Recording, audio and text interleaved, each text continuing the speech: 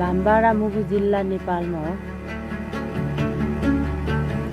भामबाडामा केटाहरू स्कुल जान चाहिँ सामान्य हो।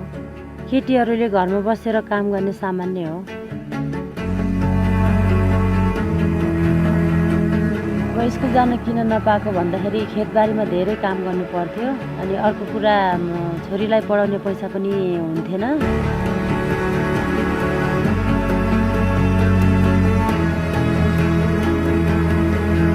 मलाई मेरो भविष्य राम्रो बन्छ भनेर विश्वासै थिएन।